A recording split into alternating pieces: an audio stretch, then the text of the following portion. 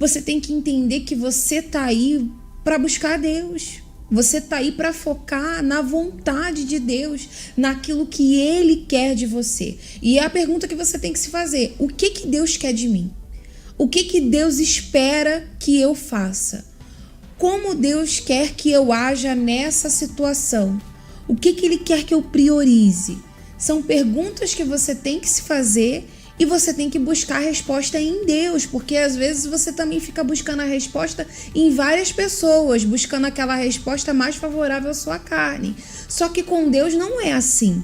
A resposta de Deus ou a vontade de Deus, ela não é favorável à nossa carne jamais.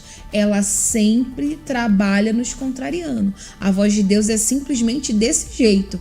Ela fala com a gente, ela mostra aquilo que Ele quer e é alguma coisa que vai contrariar a nossa vontade, né? A nossa carne. Por isso que a gente tem que focar em como a gente reage diante de uma pressão e não às vezes querer mudar, porque às vezes você tem um coordenador, alguém que às vezes você se sente um pouco pressionado com a maneira como ele lidera ali, mas você não vai poder mudar ele, então você tem que mudar a maneira como você reage, porque na vida a gente vai ter que lidar com várias pessoas diferentes, né? Então, não é a pessoa em si. Porque teve até uma pergunta, né? Como que eu faço pra falar, às vezes, com o coordenador que eu tô me sentindo pressionado, né?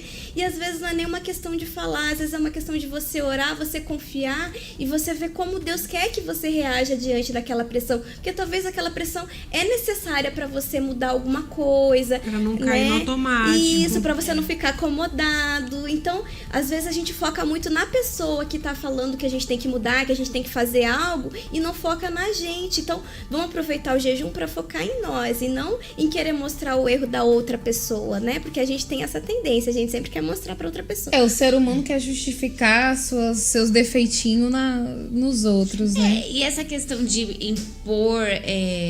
A gente tava falando do que mesmo? De impor... Pressão, não, a palavra... Né? Pressão, pressão, né? De pressionar. É diferente de cobrança, né? Eu acho que todos nós, a gente... É necessário ter cobrança, senão a gente cai na nossa zona de conforto, né? Isso é uma realidade, gente. Não adianta você falar, não precisa que me cobre. A gente sabe o que tem que ser feito, mas às vezes a gente cai na zona de conforto. Às vezes cai. Bom pra dar uma despertada, né? Então vai vir aquela cobrança. Olha, você já fez isso. Às vezes a gente mesmo tem que se cobrar, né? Mas às vezes, não, eu já me cobro o suficiente. Mas precisa que outra pessoa cobre pra você despertar, né? Porque às vezes você só se cobra, mas não faz nada pra mudar. Daí quando vê outra pessoa e fala, olha, é verdade, eu preciso.